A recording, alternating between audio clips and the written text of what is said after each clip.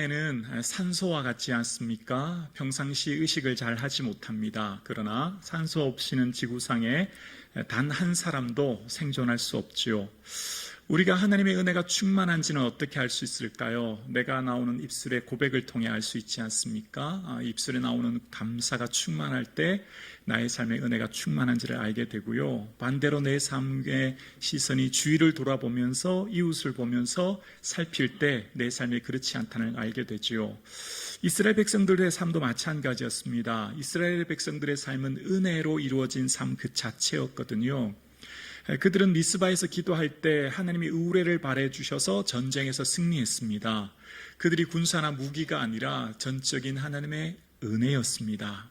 감사하지 않습니까? 그런데 그런 은혜로 이루어진 존재인 이스라엘이 이제 하나님께 왕을 요구하는 내용이 나오는데요. 그 왕을 요구하는 내용의 그 이유가 두 가지가 등장합니다. 오늘 본문 5절에 나오는데요.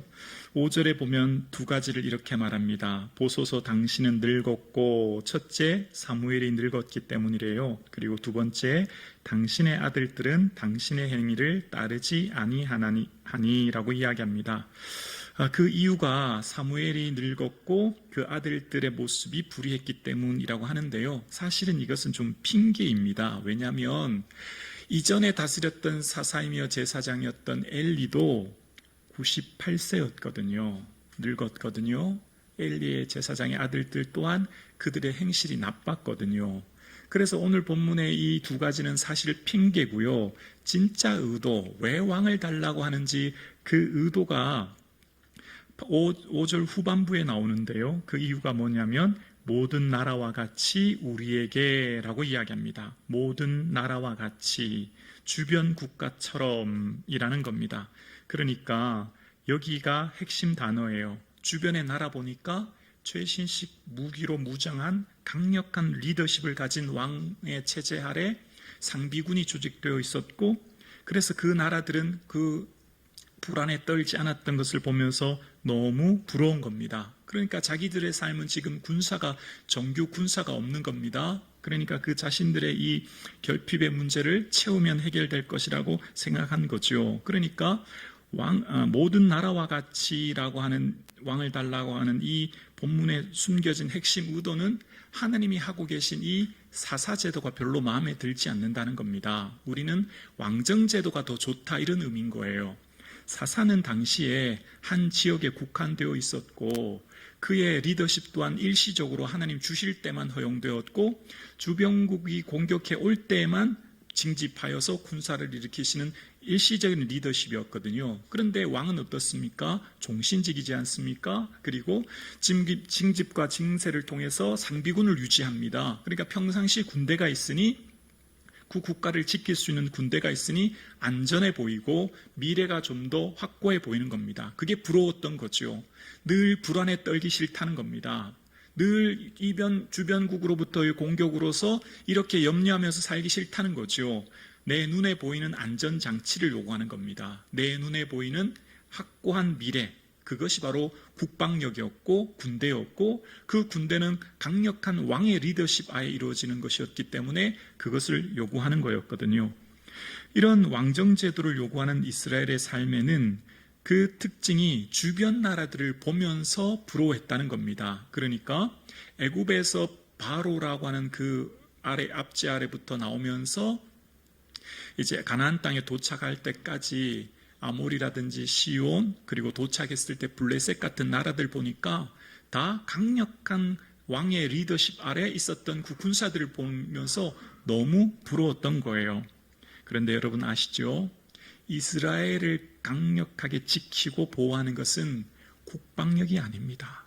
하나님께서 그들을 지키시는 거죠. 그러니까 그들이 정확하게 말씀을 잘 이해하지 못하고 있던 상황인 것을 알게 됩니다. 그러니 말씀에 대한 빈곤은 그들의 내면의 빈곤이 일어나게 되고 내면의 빈곤은 곧 그들의 시선이 주변을 돌아보고 비교하게 되고 그것으로부터 그들의 삶의 결핍을 경험하며 열등감 속에 살게 됩니다. 여러분 유발 하라리가 쓴 넥세스에 보면 우리의 문제는 우리의 본성에 있는 것이 아니라 우리의 정보에 있다, 이런 얘기를 합니다. 그러면서 선한 사람들도 잘못된 정보를 주면 그들은 자기 파괴적 결단을 내릴 수 있다, 이런 얘기를 합니다. 여러분, 과거의 그 16세기 강대국들, 그러니까 포르투갈, 네덜란드, 스페인 같은 나라들은 이 주변 나라들을 지배할 때 그들은 총, 대포, 무슨 범성 같은 이런 무기로 타국을 지배하지 않았습니까? 그런데 21세기가 되면 그 유발 하레린 그런 말을 합니다. 정보의 통제를 통해 데이터 식민지를 만들 수 있다, 이렇게 얘기합니다. 요즘 여러분 소셜미디어가 굉장히 발달되지 않았습니까? 여러분 인스타나 유튜브 같은 거 누구나 다 접하고 있지 않습니까? 그런데 이런 기업의 특징이 기업 이윤을 추구하게 되고, 그 기업의 이윤의 추구는 사용자의 참여도를 극대화하는데 그것이 설계되어 있죠. 그 알고리즘이 그렇게 설계되어 있지 않습니까? 그러니까 한마디로 구독자와 조회수만 많으면 최고인 프로그램으로 설계되어 있다는 겁니다. 그러니까 당연히 이 시대의 오늘날의 정보는 사람이 아니라 인공지능이 주도하고, 예를 들면 생성형 인공지능 챗 GPT-4 같은 경우도 지능은 있지만 의식, 감정이 없지요. 그런데 이런 것들은 그 설계된 작업에 따라서 끊임없이 사람들을 자극하는, 그러니까 구독이나 조회수만 많으면 되는 것으로 되니까 사람들은 그것에 노출됩니다. 끊임없이 폭력적이고 차별적이고 선정적인 게 계속 노출됩니다. 자기도 모르게 거기에 중독이 되지요. 거기에 자기도 의식하지 못하는데 빠져드는 겁니다. 그래서 2002년 여러분 아시죠? 이라크 침공 당시에 미국의 찬반 논란이 있었지 않습니까? 근데 거기 명분이 뭡니까? 대량 살상 무기를 제거하는 것 아니었습니까? 그렇게 그것을 부시 정부가 내걸고 의회를 통과시켰는데 알고 보니까 그 정보가 잘못된 정보였지 않습니까? 대량 살상 무기는 발견되지 않았지 않습니까? 2017년 미얀마에서 로힝야족을 대한 폭력이 여론이 형성되는데 그것 또한 페이스북 때문이라는 여론 이야기가 많습니다. 그러니까 오늘날 우리 시대는 우리가 의식하지 못한 채 노출되는 광고, 미디어 이런 것들에 우리도 모르게 빠져들게 되고 우리도 모르게 의식도 없이 그 시대의 흐름에 쫓아가는 겁니다. 자각하지 않으면 그냥 그 시대의 흐름에 가는 거죠. 그래서 사람들처럼 그들처럼 살지 않으면 나도 지쳐지는 것 같고 나도 모르게 내 안에 폭력이나 분열, 차별 같은 게 조장되는 이런 사회를 살고 있는 것이지요. 그래서 오늘날 홍수처럼 쏟아지고 있는 이런 시대에 여러분 사람은 말과 경주에서 절대 이길 수 없지 않습니까? 백전백패 아닙니까? 그런데 한 가지 방법이 있지요.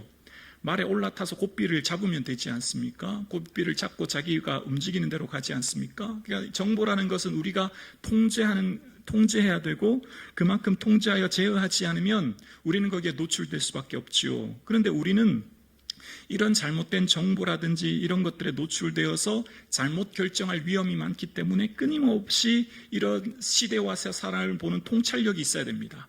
그러니까 이 시대에 일어나는 사건들 그리고 시대를 보는 눈은 무엇으로부터 생길까요? 시대를 보는 통찰력은 바로 성경으로부터 오는 거죠. 말씀으로부터 시대를 분석하고 통찰하고 바라볼 필요가 있는 겁니다. 그렇지 않으면 내 소원도 모방 욕구에 의해서 내 것이 아니라 남의 것을 내 것으로 가질 위험성이 있는 거죠. 남들이 하니까, 남들처럼, 남들이 뒤처지기 싫어서. 그러니까 내가 지금 품고 있는 소원도 어쩌면 진정 내가 원하는 것이 아니라 타인을 모방할 위험이 많은 거지요. 마치 오늘 본문의 이스라엘 백성들처럼 말입니다. 모든 나라들과 같이 그들처럼 좋아 보이죠? 좋은 게 아닙니다. 왕의 제도의 단점은요, 징집과 징세입니다. 많은 세금을 내야 하고요, 군인으로 징집되어야 합니다. 결코 좋은 게 아니지요. 그들이 잘못된 지식은 그들의 삶에 이런 것을 낳게 됩니다. 자, 그런데 이것은 얼마나 위험한 요구였는지를 이후에 사무엘상 12장에 보면 사무엘이 이제 고별 설교할 때 나오는데요. 여호와께서 너희의 왕 되심에도 불구하고 라는 내용이 12장 12절에 나와요. 하나님이 너희의 왕이야. 근데 너희가 왕을 달라고 하니 이제 그런 얘기를 하는 거거든요. 그러니까 이 본문의 내용이 이런 얘기인 거죠. 제 아들들이 저에게 아버지 뭐 운동화 사주세요, 자전거 사주세요, 뭐 휴대폰 사주세요. 그러면 그래 알았어, 좀 기다려봐. 얼마든지 해결해 줄 수 있죠. 그런데 제 아들이 저에게 와서 아빠, 새아빠 좀 구해주세요. 새아빠가 좋을 것 같아요. 아빠, 마음에 안 들어. 이 얘기하면 저의 존재 전제 자체를 부정하는 거죠. 그렇지 않습니까? 그러니까 오늘 본문의 내용은 하나님이 싫습니다. 하나님 필요 없습니다. 이런 느낌의 내용인 거예요. 그러니까 지금 이 백성의 내용을 듣고 오늘 본문 7절에 보면 너를 버림이 아니라 나를 버렸다. 사무엘 너를 거부한 게 아니야. 너를 버림이 아니라 하나님 나를 버렸어. 이제 나의 존재 자체를 거부하는 거야 라고 얘기하는 겁니다. 임시제도인 사사제도가 아니라 영구적으로 평안과 안녕을 담보할 수 있는 왕의 제도, 하나님의 방식이 마음에 들지 않는다는 겁니다. 하나님이 하시는 일들이 별로 썩 마음에 들지 않다. 자기의 소견에 보니 별로다라는 겁니다. 그래서 그들이 원하는 것은 그들의 눈에 보이는 왕. 여러분, 시간은 눈에 보이지 않지 않습니까? 시간은 눈에 보이지 않지만 사람들은 보이는 시계를 만듭니다. 보여야만 믿는, 보여야만 삶의 통제를 받는 시대 아니겠습니까?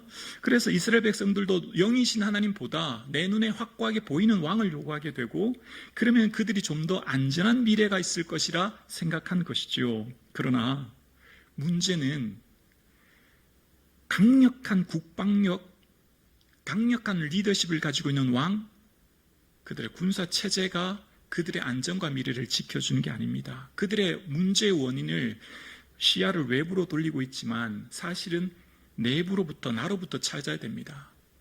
하나님을 온전히 말씀을 따르고 그 말씀과 함께 살아가는 삶. 왜죠? 지금 이스라엘 백성들이 외부로부터 침입은 다 어떤 일 때문이지요? 하나님이 진노하사 노략자의 손에 맡기신 거예요. 그들의 삶 가운데 우상숭배로부터 일어나는 일들이 원인인 겁니다. 원인의 분석이 잘못된 거예요.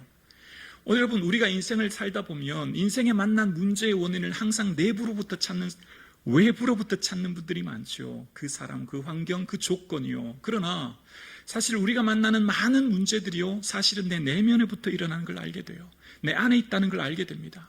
여러분, 이스라엘 백성들의 지금 근본적인 원인은, 결핍의 문제는 소유로부터 해결되는 게 아니라 그 내면에 하나님을 찾지 못하는 것이 그들의 문제였음을 놓치고 있었던 거죠. 그래서 우리의 삶 가운데 지금 이스라엘 백성들의 삶을 통해 깨닫는 것이 있습니다. 여러분, 사람들은 누구나 욕망하는 존재 아니겠습니까? 그러니까 무언가 부족함을 느껴 무언가를 누리고 탐함이 욕망이더라고요. 그래서 이게 어쩌면 오늘날 사회를 발전시키는 원동력이 되기도 하지만, 그러나 사회가 발전하면서 문명이 발전함에도 불구하고 시대의 빈곤이 존재하는 이유는 그것을 제어하지 못하는 인간의 욕망 때문이 아니겠습니까? 그런 시대를 우리는 오늘도 살고 있습니다. 그래서 그 사람들의, 이 세상의 사람들의 삶의 가치를 따라 동화될 위험 속에 오늘도 살고 있는 거지요. 자, 그래서 이런 요구를 사무엘이 듣고 기뻐하지 않고 즉각적인 답을 회피한 채 하나님께 기도합니다. 기도했더니 하나님께서, 그래, 그러면 왕의 제도가 있으면 이런 어려움이 있을 거야. 아들과 딸들이 신하가 되고 재산의 많은 부분을 그들이 가져가게 될 텐데 괜찮겠니? 라고 이제 묻게 되죠. 그렇게 물었더니 이스라엘 백성들은 사무엘의 말을 듣고 끝끝내 괜찮다고 그걸 거절하고 그것을 요구하자 하나님 그들을 승낙하는 모습이 나옵니다.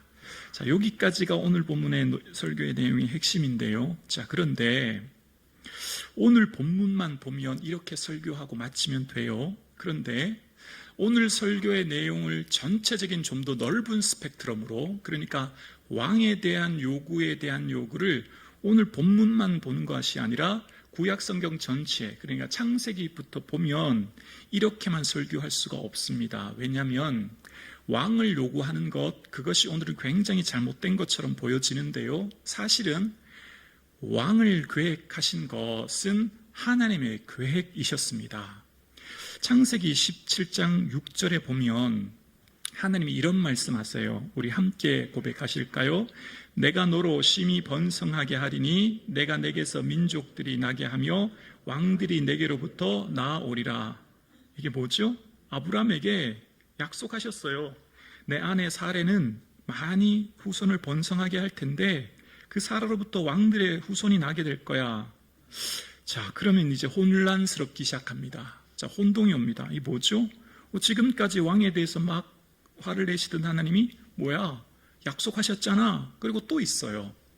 이제 가나안 땅을 들어가기에 바로 앞서 가나안 땅 바로 전에 모압 평지에서 모세가 이스라엘에게 설교하거든요. 그때 설교할 때 그 설교의 내용 중에 신명기 17장에 보면 또 그런 얘기를 합니다. 왕을 세워야 되겠다고 생각나거든. 너희 민족 중에서 왕을 택하고 병마를 많이 두지 말고 아내를 많이 두지 말고 율법책을 옆에 두고 해라. 왕은 이렇게 해야 돼 라고 하는 왕의 제도에 대해서 또 설명하신 겁니다.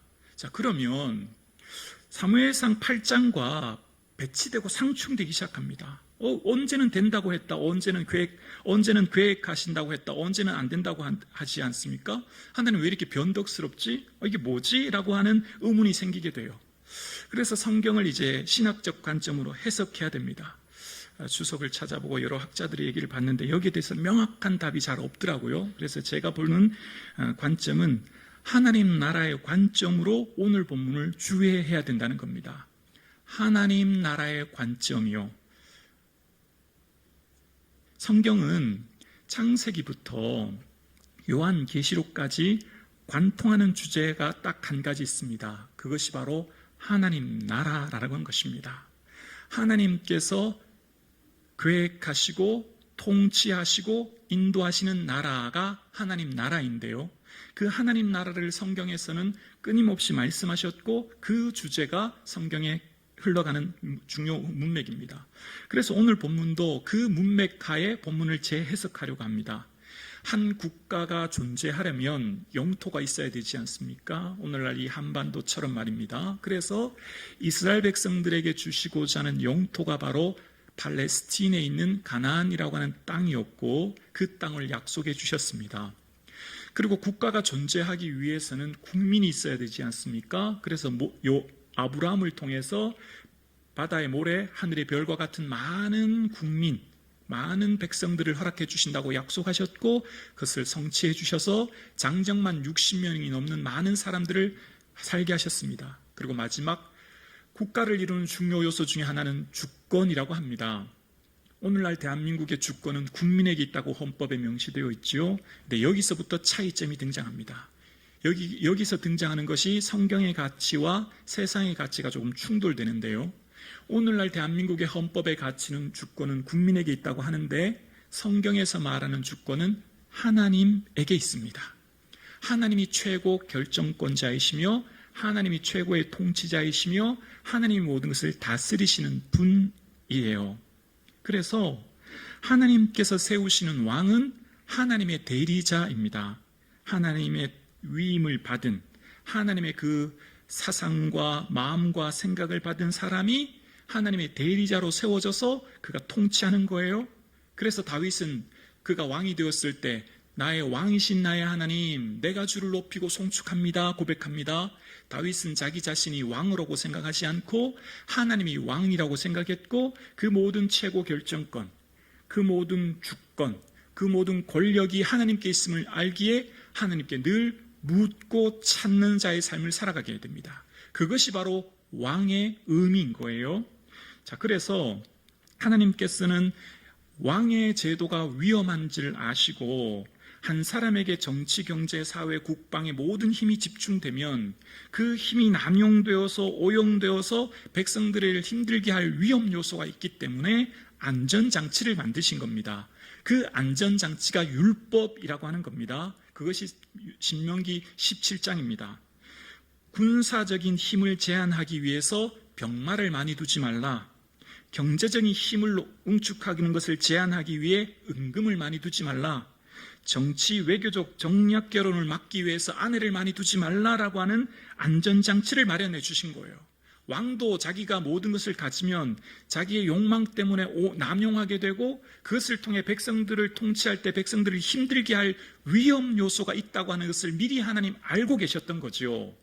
그래서 왕 자신에게도 백성에게도 유리한 안전장치를 마련하신 것이 신명기 17장이었고 그래서 그렇게 하나님을 대신하여 통치하도록 세우신 장치입니다. 자, 그러면 이 관점에서 하나님 나라의 관점에서 오늘 본문을 다시 살펴볼게요.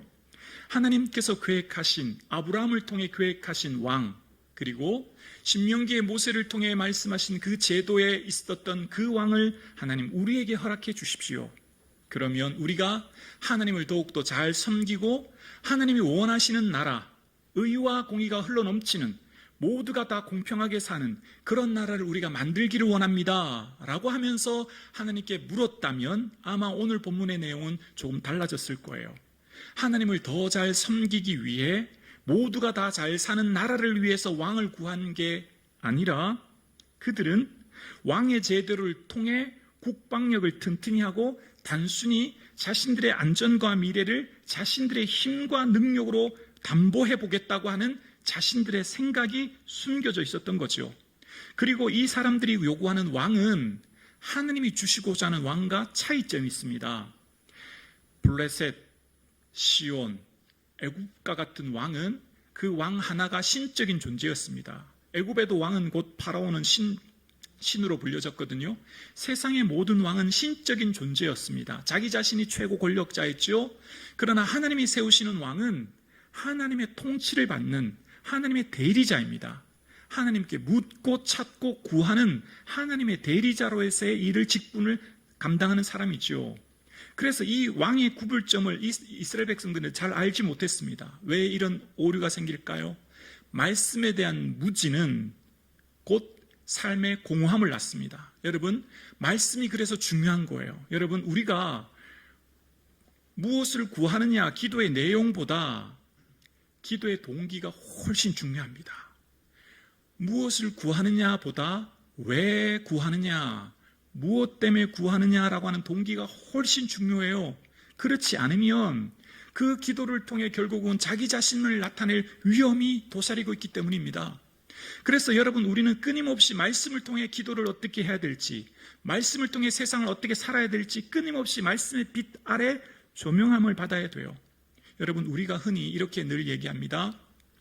우리의 인생의 목적은 하나님의 영광을 위한 것이다 라고 늘 얘기하지 않습니까? 그래서 하나님, 이런 것 이루어 주세요. 그러면 하나님 영광 위에 살겠습니다 라고 우리가 늘 흔히 기도하지 않습니까? 그런데 여기에 우리가 늘 주의해야 될 까지 한 가지가 있습니다.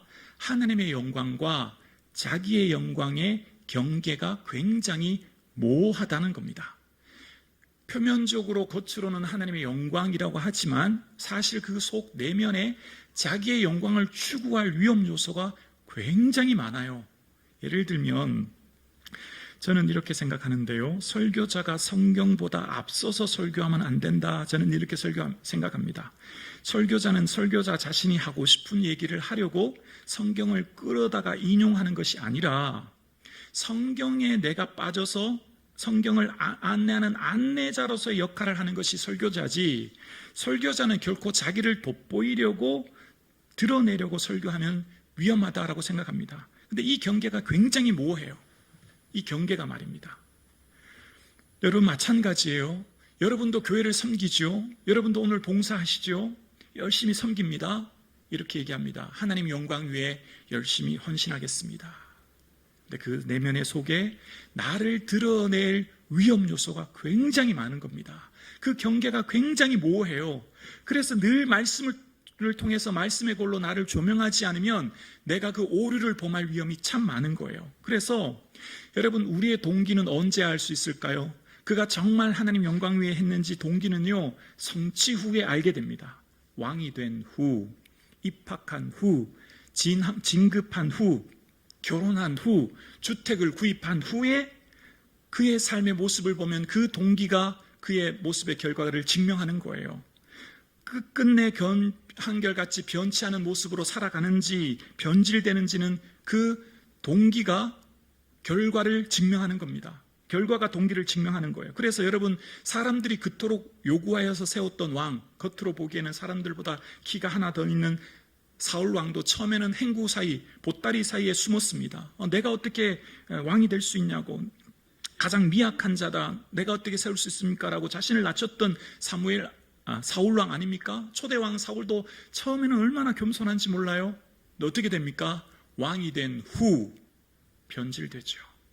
아말렉과의 전쟁에서 승리하지만 그 승리의 공을 하나님께 돌리는 것이 아니라 자기를 위해 기념비를 세우는 겁니다. 여러분, 하나님께서 세우시는 사람, 하나님이 보시는 사람은 외모를 보지 않고 중심을 보신다라고 이야기합니다. 여기 외모라고 하는 히브리어는 두 눈이라는 의미가 있어요. 두 눈. 그러니까 의역하면 이런 거예요. 사람은 두 눈으로 본다. 그러나 하나님은 마음으로 본다. 이렇게 해석하면 되는 거예요. 사람들은 육신의 눈에 보이는 두 눈으로 키, 얼굴 생김새, 조건, 능력을 보지. 그래서 사울이 왕으로 택해졌죠. 준수한, 키가 큰. 그러나 하나님은 마음으로 사람을 보신다. 즉 마음을 보시는 거죠. 그 사람의 내면을 살피시는 거죠. 그래서 세웠던 사람이 다윗이었습니다. 하나님은 우리의 동기를 살피십니다. 우리의 내면을 살피십니다. 오늘도 목사가 목회하는 목회 이유, 성도님들이 교회를 섬기는 이유, 그 동기를 늘 살피시는 분이죠. 그래서 세웠던 다윗 왕은 왕이 된 후 어떻게 되죠? 왕이신 나의 하나님이라고 고백하죠. 그리고 그는 징세와 징집을 통해 백성들을 힘들게 하지 않습니다. 오히려 자기의 개인적인 재산을 내어드려서 성전을 위해 준비합니다. 그만큼 검소한 삶을 살았다는 걸 증명하지 않습니까? 그래서 여러분, 동기는 언제 또한 드러날까요? 끝을 보면 알 수 있는 겁니다. 주의 영광 위에 살아가는 사람, 맡겨진 십자가가 영광임을 아는 사람은 끝끝내 사명을 완수합니다. 은혜로다, 은혜로다. 무엇이 은혜죠? 십자가 짊어짐이 은혜인 것입니다. 십자가가 영광임을 알기 때문에 포기하지 않아요. 비록 무겁고 힘들 걸 알지만 그 길을 위해 걸어가는 것입니다. 끝맺음을 보면 그 사람이 자기 자신을 위해 살았던 것인지 진정 하나님의 영광을 위해 살았는지를 판결하는 판가름이 되는 것입니다. 여러분, 오늘 우리의 삶에 하나님의 주되심을 고백하고 내 삶에 하나님이 주인 되어 주셔서 내 삶의 우선순위가 재설정되는 은혜가 있기를 주님의 이름으로 축원합니다. 바벨론의 언어는 아카드어고요, 블레셋의 언어는 페니키아어였고요, 유대인들의 언어는 히브리어인데요. 히브리어는 주로 자음으로 구성이 되어 있습니다. 멜렉이라고 하는 왕이라고 하는 뜻은 영어 알파벳 ABCD, 한글의 기역, 니은, 디귿처럼 멜렉이라고 하는 히브리어는 맴, 라드, 카푸라고 하는 세 개의 자음이 합쳐져서 통치하다, 다스리다 라는 의미입니다. 이게 바로 왕이에요. 근데 이 자음의 어순이 바뀌면 뜻이 완전히 달라집니다. 맨 끝에 있었던 카푸가 다시 맨 앞으로 와서 카프, 라메드, 맴이라고 하는 순서로 되면 어근이 바뀌면 뜻이 완전히 달라지는데요. 부끄럽다, 모욕을 당한다 라는 뜻이 됩니다. 자음 어순 하나 바뀌었더니 뜻이 완전히 바뀝니다. 우선순위의 순서의 문제이죠. 여러분, 저는 이것을 이렇게 해석합니다. 우리 인생의 삶의 우선순위가 분명히 되지 않으면 우리의 우선순위를 통해 하나님의 주되심이 드러납니다. 그러나 우리 우선순위가 재편되지 않으면, 우리의 우선순위가 잘못되면 하나님이 부끄러움을 당하십니다. 우리의 우선순위가 잘못되면 하나님이 자칫 나 때문에 모욕을 당할 위험이 있습니다. 그래서 우리의 모든 선택의 순간의 우선순위, 돈과 시간, 삶의 우선순위를 하나님 말씀의 거울에 비추어 하나님의 그 말씀의 기준하에 놓을 수 있는 그런 은혜가 있기를 주의 이름으로 축원합니다. 주의 일은 언제 하죠? 돈 좀 벌고 애들 키워 난 후에. 주의 일은 지금 이곳에서 겸손히 주와 동행하며 일상의 사소한 일 속에서 주를 위해 사는 삶인 것이죠. 오늘 함께 예배하는 사랑하는 성도님들의 삶에 내 삶의 하나님의 주되심을 온 백성들, 온 이웃들에게 보여주는 삶을 살 수 있기를 주님의 이름으로 축원합니다. 말씀이 나를 위대하게 합니다. 말씀이 위대하기 때문이에요. 그래서 주의 말씀대로 나를 붙들어 살게 하시고, 붙들다라는 말은 떠받치다라는 원어가 의미가 있거든요. 말씀이 우리를 떠받쳐야만 살다라는 말은 호흡하다는 겁니다. 말씀이 우리를 떠받쳐야만, 이끌어야만 우리가 오늘도 호흡할 수 있어요. 우리가 오늘도 하루를 생존할 수 있어요. 우리가 오늘도 인생을 이끌어갈 수 있어요. 그래야 할 때 내 소망이 부끄럽지 않게 하소서. 부끄럽지 않다는 말은 실망하다는 말이거든요. 내가 정말 원하고 바라고 그토록 소원했던 것 이루어 보니 실망되고 후회되고 허탄한 경우가 이 세상은 너무너무 많거든요. 그래서 말씀대로 나를 붙들어 살지 않으면 우리는 허탄한 것, 실망스러운 것을 쫓아 살다가 물거품처럼 사라질 것에 내 인생을 허비할 위험이 너무너무 많은 겁니다. 그래서 하나님께서는 끊임없이 왕에게, 왕된 제사장들에게, 저와 여러분에게 끊임없이 말씀하시는 게 있습니다. 율법책을 등사하여 옆에 두고 평생 읽고 그것을 기록한 대로 지켜 행하라는 겁니다. 그래야만 우리 인생이 잘날 때 우월감에 빠져 살지 않고 잘 안 될 때 열등감에 빠지지 않도록 말씀이 끊임없이 우리를 이끌도록, 우리를 실패 가운데서도 용기를, 우리가 성공 가운데서도 교만하지 않도록 이끄는 것이 바로 말씀이에요. 그래서 이 시대에 많은 사람들이 말씀을 무시하고 말씀을 하찮게 생각하는 이 시대에 말씀이 내 삶의 보배요, 말씀이 은혜인 것을 기억하는 이 아침 되기를 주의 이름으로 축원합니다. 이사야 66장 2절에 하나님께서 이렇게 말씀하세요. 우리 이 말씀은 함께 고백하시겠습니다. 함께요. 나 여호와가 말하노라. 내 손이 이 모든 것을 지었으므로 그들이 생겼느니라. 무릇 마음이 가난하고 심령에 통회하며 내 말을 듣고 떠는 자, 그 사람은 내가 돌보려니와. 내가 모든 것 지었다. 내가 모든 것을 이끌고 있다. 내가 원하는 사람은 그 마음이 가난하고 심령에 애통해하고 내 말을 듣고 어떤 자요? 두려워 떠는 자. 하나님 말씀이 얼마나 엄중하신지 알아. 그 말씀 앞에 두려워 떠는 그 사람, 그 사람을 오늘도 주님은 찾고 계시고 그 사람은 품고 계시고 돌보신다 말씀하세요. 살아계신 하나님 말씀 앞에 두려워 떠는 자, 그 말씀 앞에 민감한 자, 그 말씀 앞에 민감하게 반응하여 성찰하여 내 삶을 은혜로 이끄는 자, 바로 저와 여러분 되실 수 있기를 주의 이름으로 축원합니다.